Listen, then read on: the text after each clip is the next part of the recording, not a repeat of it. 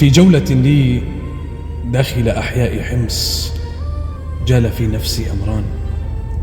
الأول تحية تقدير وإجلال للشهداء الذين ارتقوا وقاتلوا حتى الرمق الأخير للدفاع عن هويتهم بالدرجة الأولى.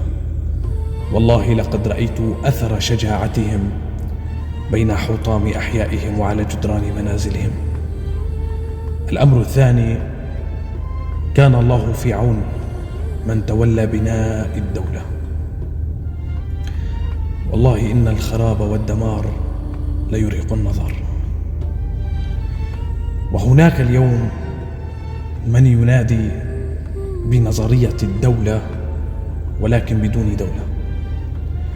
بدك كهرباء وبدك مي وبدك طرقات وبدك رواتب وبدك مستشفيات وبدك تعليم وبدك أمن وأمان، لكن ما بدك تلتزم بالقرارات، ولا بدك قوانين، وما بدك ضبط معابر، وما بدك الجمرك، وبدك تحتفظ بسلاحك.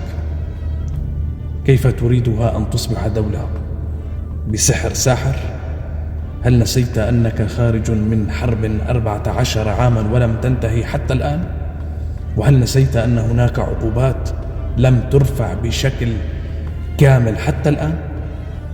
أخي، إذا كنت جاهل كيف تبنى الدول وعلى ماذا ترتكز في اقتصادها وخزينتها، لا تعطي حلول لا يقبلها لا عقل ولا منطق.